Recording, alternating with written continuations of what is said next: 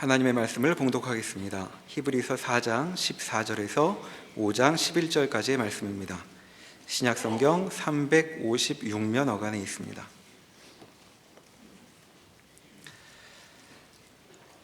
그러므로 우리에게 큰 대제사장이 계시니 승천하시니 곧 하나님의 아들 예수시라.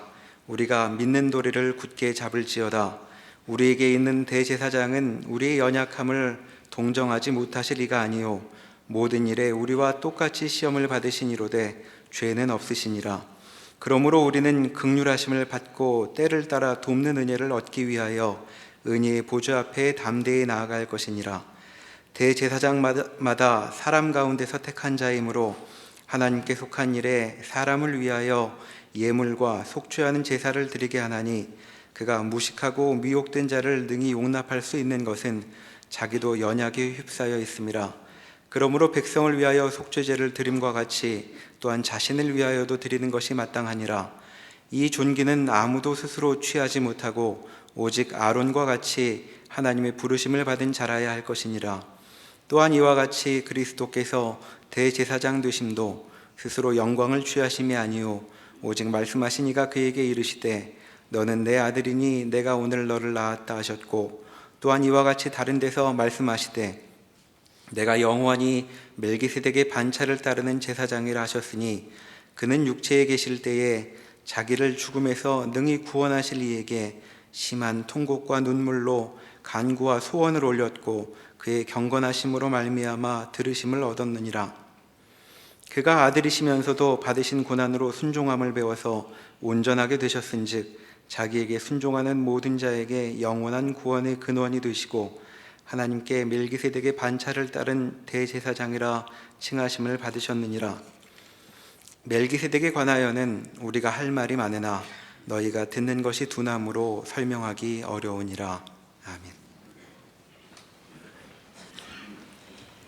히브리서는 결국 구원을 받은 성도들이 어떤 현실 속에 있는가라는 문제입니다. 고난 속에 있다고 얘기합니다. 그리고 그 고난이 필요한 것이라고 얘기를 하죠. 오늘 등장하는 대제사장, 우리의 대제사장 예수님은 그가 아들이시면서도 받으신 고난으로 순종함을 배워서 온전하게 되십니다. 순종을 배워야 하고 그 순종이 있어야 온전하게 된답니다. 출애굽 사건을 지난번에도 상기했는데, 애굽의 노예로 살던 이스라엘 백성을 모세를 보내어 하나님께서 10가지 재앙과 홍해를 갈라 그들을 구원합니다. 광야에서도 하나님이 하실 일은 다 했죠. 구름 기둥, 불 기둥, 만나, 메추라기, 반석에서 나는 샘물. 그러나 가나안의 입국만은 하나님이 하시지 않고 저들이 선택해야 되고 순종해야 됐던 것입니다. 쉬워 보이는데 왜 못했을까? 우리가 이렇게 생각하지만 그것은 더 나은 길을 가는 문제보다 크게 더 나은 것을 알아야 되고 항복해야 되는 것이기 때문입니다. 우리 인생에서도 무엇이 더 나은 것인지, 어떤 게 더 가치 있는지를 아는 데에는 한 평생이 걸리는 것과 같습니다. 그래서 우리가 대제사장의 등장은, 지금 예수님의 대제사장의 등장은 그가 구원을 이루실 때에도 어떤 선포, 어떤 기적에 의한 순간적인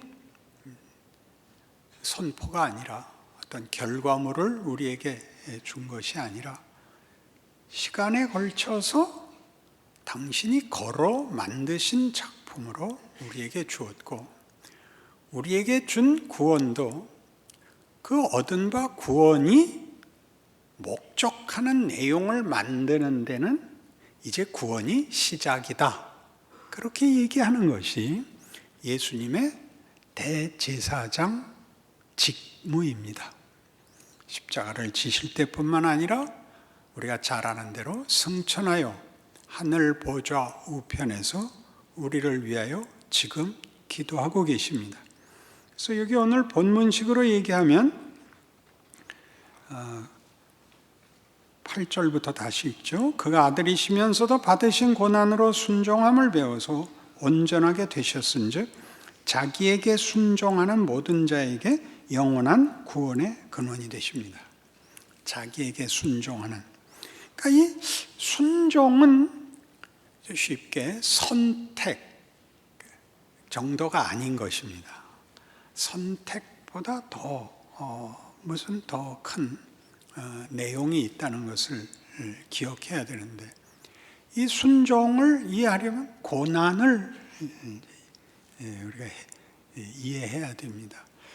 고난은 단순히 고통이 아니고, 마태복음 16장으로 가셔서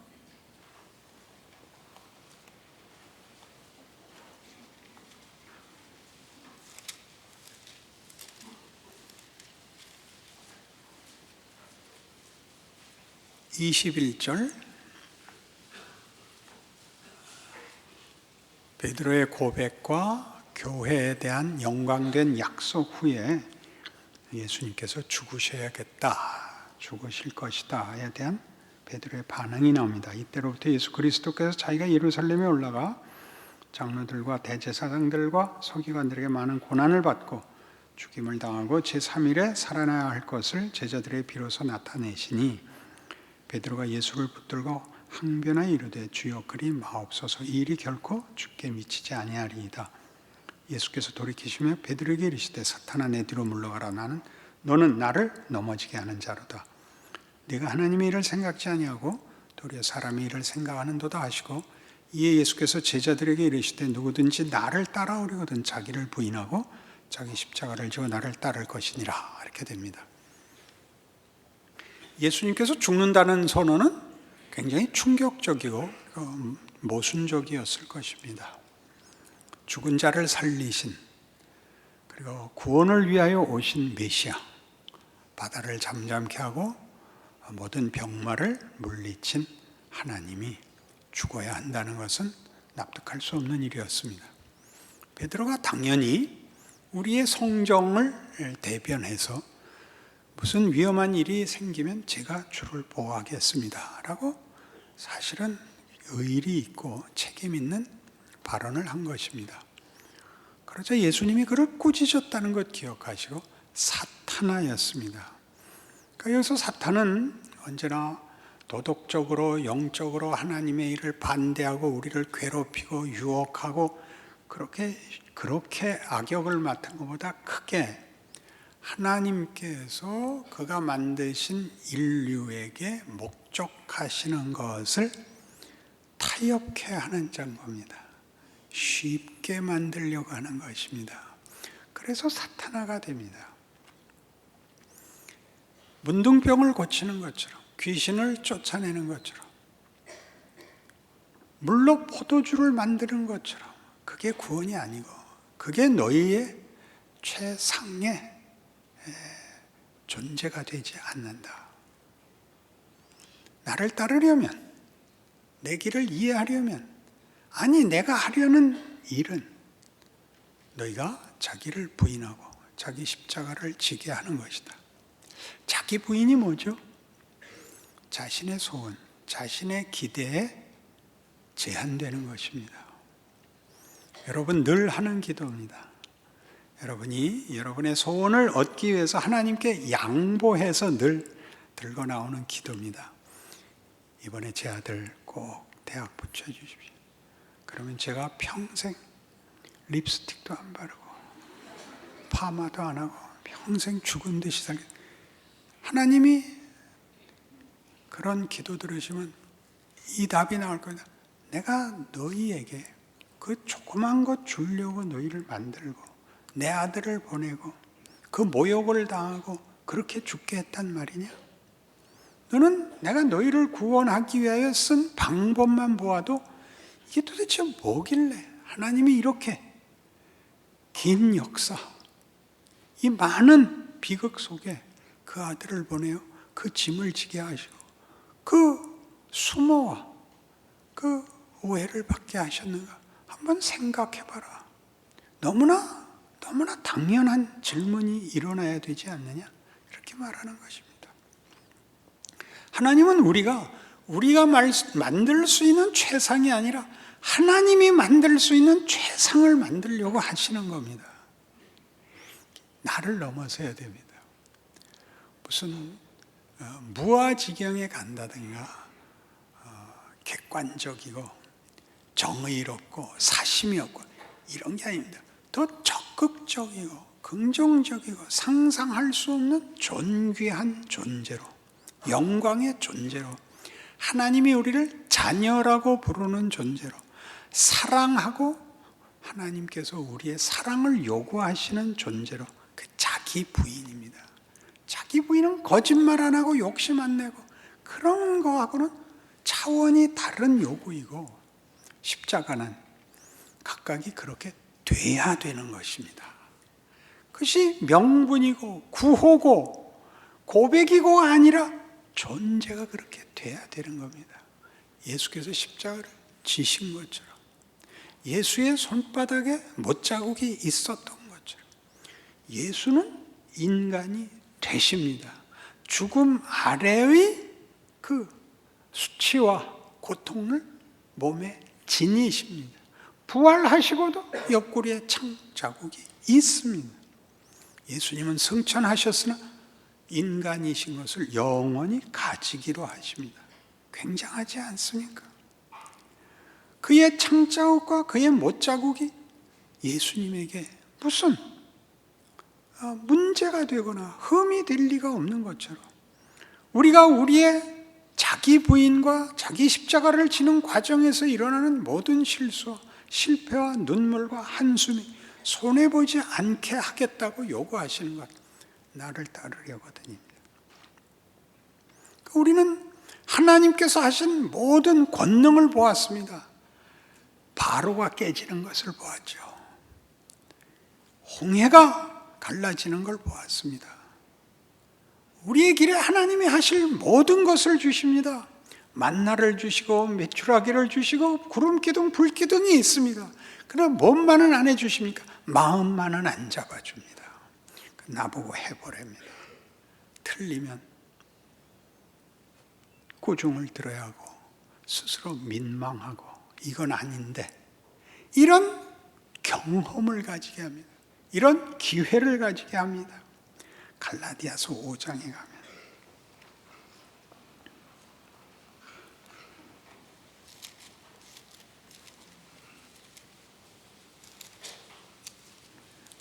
16절 315페이지 신약입니다. 이 유명한 대조를 다시 한번 확인해 봅시다. 갈라디아서 5장 16절 내가 이르노니 너희는 성령을 따라 행하라. 그리하면 육체의 욕심을 이루지 아니하리라. 육체의 소욕은 성령을 거스르고 성령은 육체를 거스르나니 이 둘이 서로 대적하므로 너희가 원하는 것을 하지 못하게 하려 함이니라. 너희가 만일 성령의 인도하는 치는 바가 되면 율법 아래 있지 아니하리라. 육체의 일은 분명하니 곧 음행과 더러운 것과 호색과 우상숭배와 주술과 원수 맺는 것과 분쟁과 시기와 분됨과 당짓는 것이요. 넘어가셔서 22절 오직 성령의 열매는 사랑과 희락과 평화의 참음과 자비의 양성과 충성과 온유와 절제입니다. 그럼 이 둘을 왜 대조시키겠습니까? 여러분 소원이 다 이루어지고 여러분이 다 만족하시고 자존심을 세워서 뭐가 열매가 맺든가요? 나이가 들면 딱 두 부류로 나뉘는데 원망하는 자와 감사하는 자로 나뉩니다. 예수를 믿지 않고는 나이가 들어 죽음 앞에 서서 감사할 수가 없습니다. 세상에도 감사하는 자가 있는데 그들은 체념하는 것입니다. 어차피 다 죽을 거 그만하면 됐다라고 얘기하는 것이고, 신자가 감사하는 것은 나이가 들고 죽음 앞에 서서 하나님이 여기서 날 뭘 만들었는가를 알게 됩니다. 그것은 우리가 상상치 못했던 인격, 존재, 우리 속에 속성을 만듭니다. 그것은 쉽게 사랑과 희락과 화평과 오래 참음과 자비와 영선과 온유와 절제라고 이렇게 나열해 놓으니까 명분 같아 보이는데 그것이 속성인 한 위대한 존재가 됩니다. 어떻게 하다 그렇게 된다고요? 우리가 생각하기에 최선이고 우리가 생각하기에 이것만은 꼭 해야 된다는 것들이 무엇인지를 알게 되기 때문입니다. 그 자랑은 다만 자존심이었고 상대적이었고 경쟁에 불과했다는 것을 알게 되고 헛됩니다.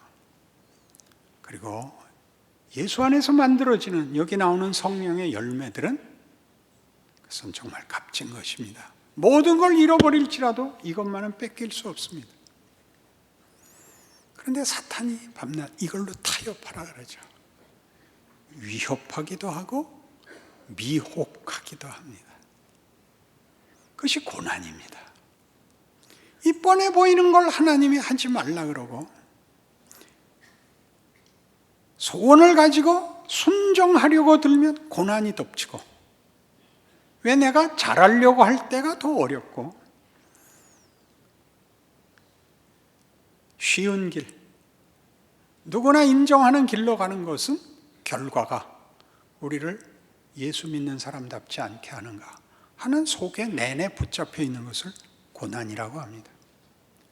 순종을 이루려면 결국은 이 둘 사이에 어느 것이 나라는 존재의 정체성이어야겠는가라는 항복이 나오지 않으면 순종이라는 게 일어나지 않는 것입니다. 그러니까 순종은 일종의 분별이고 안목이고 그의 실력이 되는 것이지 순종을 했더니 보상으로 가나하니 보상으로 행복이 오는 것이 순종이 아닌 것입니다. 그런 얼굴들을 하고 있지 말아 주십시오. 그러니까 이 순종은 계속 뭐라고 됐냐면 너희들은 오늘날 그의 음성을 듣거든 너희 조상들이 광야에서 한 것 같이 너희 마음을 완악하게 하지 마라 했지 않습니까? 거절하지 마라. 순종해라. 순종해라였죠. 무엇을 순종하는 거죠? 애굽에서 꺼내서 가나안에 들여보내려고 내가 너희들에게 구원을 줬다. 근데 그 가나안은 너희가 이런 거길 들어갈 실력, 거길 들어갈 어떤 마음의 항복이 만들어져야 되는 것이다. 그러니까 가나안에 들어간다는 것은 우리 히브리서식으로 얘기하면 안식에 들어간다는 것은 안식이 예수 안에서 약속된 존재가 된다는 것, 그것을 항복하는 것, 그것을 내가 선택하는 것, 내가 기뻐하는 것, 그것이 순종이다 이렇게 얘기합니다. 너희가 분명히 변명을 할 것이다. 여러 가지 변명을 할 것이다. 뭐라고 변명했죠? 여러분도 가지고 있는 변명. 이럴 바에는 왜 구원은 줬느냐? 애굽에 있었던 때가 더 낫지 않냐? 뭘 만들려고 하는지 모르니까 돌아가자가 자꾸 나온다니까요. 그래서 우리 그 유명한 히브리서 6장에 가면 한번 비침을 얻고 구원을 맛보고 떨어진 자는 다시 고칠 수 없다라는 무서운 경고가 나오는데 구원이 취소된다는 얘기가 아닙니다. 너희를 저기 보내려고 꺼냈는데 빠꾸 하는 것이 말이 되냐? 이겁니다. 여러분 모두의 소원을 말해 보십시오. 여러분의 소원은 결국 안심밖에 없습니다. 고만하자입니다. 고만하자. 뭘 더 원하십니까? 할 거 다 했지 않습니까? 성가대도 맨 앞줄에 앉았습니다. 하나님이 더 가재는 겁니다. 더 가려면 뭐가 있죠? 이 고난, 이해되지 않는 고난. 왜 이 길을 가야 됩니까? 왜 이 고생을 해야 됩니까? 나에게 뭘 더 바라십니까? 그래, 뭘 더 바란다. 내가 너희를 구원할 때 내 아들을 보내서 뭘 했나 봐라. 이렇게 얘기하는 것이 십자가입니다. 아니, 우리를 구원하는데 무슨 그런 방법? 제자들에게 배신을 당하고 구원을 주려고 그들에게 그 많은 기적을 베풀었음에도 불구하고 그들 손에 의해서 채찍에 맞고 가시관을 쓰고 십자가 형틀에서 죽어야 했던가? 여러분, 그거를 신파적으로 이렇게 어떤 감정적인 그 강요로만 들이댔지, 그 냉정한 그 선택의 여지가 없는 하나님의 진정성에 대해서는 생각해 보지 않습니까? 우리가 겪는 말이 안 되는 현실이 뭘 만들기 위하여 우리에게 현실로 주어졌는가? 내가 뭘 대면해야 되고, 그래서 내가 언제나 성공보다 실패가 더 많고, 그러나 그 실패가, 죽을 것 같은 그 실패가 너를 만드는데 결코 방해가 되지 않는다. 장애가 되지 않는다. 잘하면 좋습니다. 잘하면 잘못한 것만큼 잘한 게 일을 하지는 않습니다. 그게 신비입니다. 그럼 잘못해야 잘 되냐? 그렇지는 않습니다. 잘한 건 명예입니다. 잘한 건 잘한 것입니다. 잘못한 사람들을 여러분이 심판할 필요가 없습니다. 잘못한 것으로 피눈물을 흘리게 되어 있습니다. 예수께서 괜히 피 흘려 죽지 않습니다. 그것이 우리의 양식이 되고 그것이 우리의 영혼의 진정한 능력이 되듯이 우리의 고난은 이런 가치를 갖고 있는 것입니다. 그래서 이런 모든 말들은 겁을 주기 위해 있는 게 아니라 너희 그러니까 핑계대지 마라, 외면하지 마라. 하나님의 말씀은 좌우의 날선검같이 너희의 영혼을 찔러 쪼갠다. 너 나 속일 수 없다. 너희 앞으로 나가라. 네 신앙을 만들어라. 그렇게 얘기하는 겁니다. 그러니 예수님의 대제사장 지금 여기서 그 본문으로 돌아오셔서 보십시오. 얼마나 놀라운가. 4장 12절 하나님의 말씀은 살아있고 활력이 있어 좌우에 날선 어떤 검보다도 예리하여 혼과 영과 및 관절과 골수를 찔러 쪼개기까지 하며 또 마음의 생각과 뜻을 판단하시나니 지으신 것이 하나도 그 앞에 나타나지 않음이 없고 우리의 결산을 받으실 이의 눈앞에 만물이 벌거벗은 것 같이 드러나느니라. 너희 말 안 들으면 너희 죽어. 하나님은 속지 않아? 그냥 넘어가지 않아? 그래 놓고 그러므로거든요. 그러므로 말 안 듣는 놈들은 다 죽인다가 아니라 그러므로 우리에게 큰 대제사장이 있대. 속일 수 없다. 그리고 이거 포기할 수 없다. 하나님 결코 중단하지 않는다. 가야 된다. 겁을 주려고 이 말하는 거 아니다. 딴 길은 없다. 네 인생을 살아라. 그리고 예수님이 대제사장으로 지금 보좌 우편에서 너를 위하여 기도하고 있다. 넌 못 죽는다. 넌 실패로 끝나지 않는다. 이렇게 얘기하는 겁니다. 그러니 무슨 하나님이 잘못한 것 같이 하나님 나한테 너무 많은 것을 요구하십니다 같은 얼굴을 하고 그렇게 기도를 하는 것은 기도가 아닌 것입니다. 더 이상의 희망이 없어 보이는 자리에서 거기서 기도해야 됩니다. 하나님 맞습니다. 이걸로 끝날 리가 없습니다. 하나님, 이 정도로 끝낼 것이었으면 십자가로 구원하지 않았을 것입니다. 예수님이 피 흘리지 않았을 것입니다. 그렇게 나오라는 겁니다. 그리고 이 말이 여러분에게 또 한 번의 배신, 또 한 번의 타협, 또 한 번의 변명이 될 수 없이 드디어 항복하는 날까지 하나님이 여러분을 놓아주지 않을 것입니다. 놓아줄 거였다면 마지막 자리에서 예수님이 십자가에 잡히시는 일 같은 것은 없었을 것입니다. 이런 모든 일들이 우리에게 만들어내는 복음이 뭐냐? 구원이 뭐냐? 복음이란 천국을 가는 문제보다 더 크게 하나님이 인간을 하나님이 만족하시고 인간 스스로가 자신이 인간이고 하나님의 자녀라는 것을 행복하고 기뻐하고 자랑하는 자리까지 절대 포기하지 않으시겠다고 작정하셨대. 그게 복음입니다. 천국 가서 좋다 그러고 앉아있는 거 아닙니다.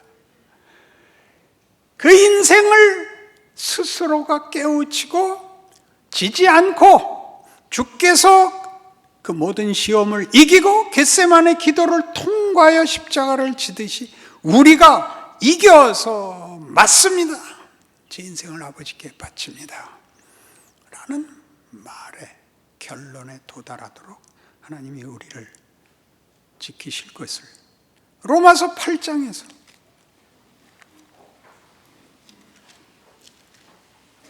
이렇게 확인합니다.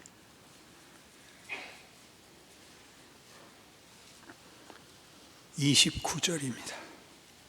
로마서 8장 29절. 하나님이 미리 아신 자들을 또한 그 아들의 형상을 본받게 하기 위하여 미리 정하셨으니 이는 그로 많은 형제 중에서 맏아들이 되게 하려 하심이니라.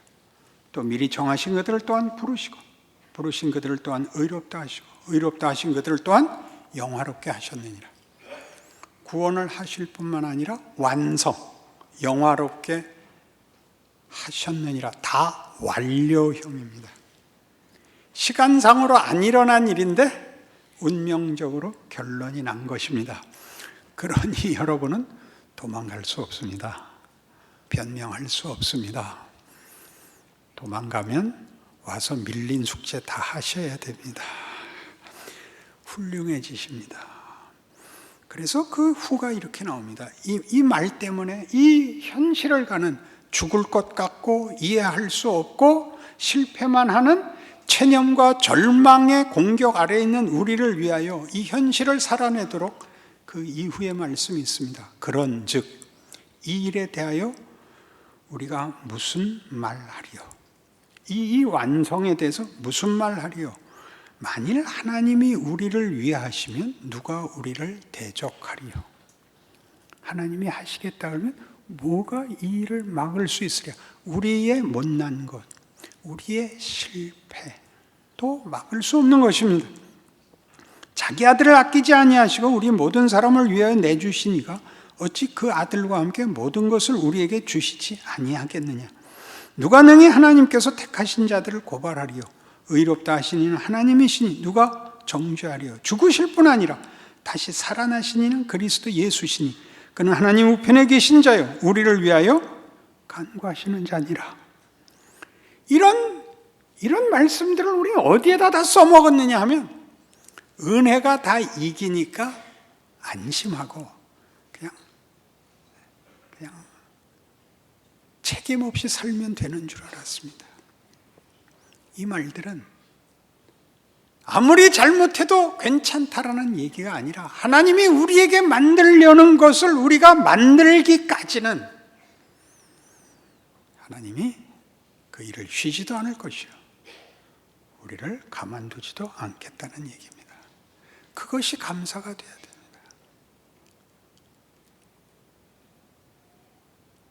여러분의 현실의 어려움에 대한 여러분의 이해가 구원이 뭔가? 하나님은 우리에게 무엇을 목적하고 있는가? 그리고 내 실력은 뭔가? 라고 묻고서 생각하셔야 됩니다. 여러분의 실력은 어디까지 와 있습니까? 있는 듯 많은 듯 특별한 위인이 될 마음은 없사오니 요 정도에서 자존심 지키고 비명 지를 일 없는 수준에서 그리고 그래도 예수 믿는다는 게 그 정도면 안 된다고 생각해서 봉사, 전도 정도 기회가 있으면 너도 예수 믿어 정도 그 정도를 위해서 십자가를 세웠다고요? 그렇게 생각하시면 안 됩니다. 여러분의 모든 실패와 지금 당장의 현실이 여러분이 얼마나 못났는 것을 지적한 그 못난 것을 뒤집으셔야 됩니다. 여러분이 될 때까지 하실 것입니다. 시편을 보십시오. 다윗의 모든 기도가 비명입니다. 비명입니다. 몰랐을 때 지은 죄에 대한 비명만 있는 것이 아니라 알고 난 다음에도 비명입니다. 왜요? 죄를 씻고 잘못을 지워버리는 문제가 아니라 잘못을 저지르고 못났던 데서부터 잘나고 위대하고 거룩해져야 되는 싸움이기 때문에 상상을 할 수 없는 자리까지 그는 목이 쫄립니다. 그것이 하나님이 우리에게 약속하시고 지금 하시고 있는 일입니다. 여러분의 현실입니다. 그러니 각각 여러분 스스로도 생각해 보십시오. 적어도 신앙인이라면 이쯤 해야 돼라는 걸 무슨 도덕적 명분으로 나열하지 마시고 여러분의 실력을 보십시오. 세상의 위협과 유혹과 그리고 본 개인이 죄하는 짐과 억울함에 대하여 여러분이 어느 만큼의 실력이 있는가? 거기서 여러분이 예수님께서 보이신 것 같은 사랑과 헌신과 섬김과 기다림과 용서를 할 수 있는가? 한꺼번에 되지는 않습니다. 그러나 시도해야죠. 어쩌다 한 번이라도 해야죠. 그리고 결국은 그 실력으로 존재가 바뀌어야죠. 이것이 완성될 때까지 여러분은 죽을 수도 없는 것입니다. 변명하거나 도망갈 수 없습니다.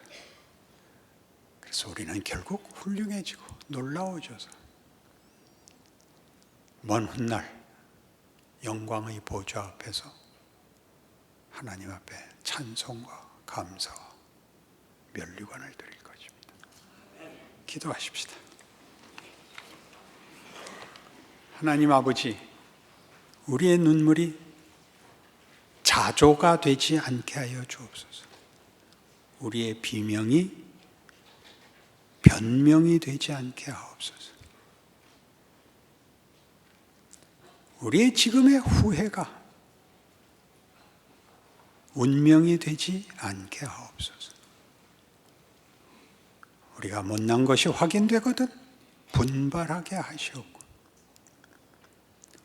세상이 위협한 것보다 큰 하나님의 일하심이 우리 영혼을 소생시키시고 일하사 기적을 사는 신자된 기쁨을 누리는 생애가 되게 하시고 주어진 기회마다 더 깊이 생각하고 살아온 내내 본 세상의 못난 것과 하나님의 약속 사이를 분별하는 지혜와 실력이 늘게 하셔서 교회로 모이면 찬송이 되게 하여 주옵소서.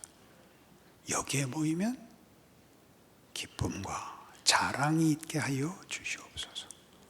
예수님 이름으로 기도합니다.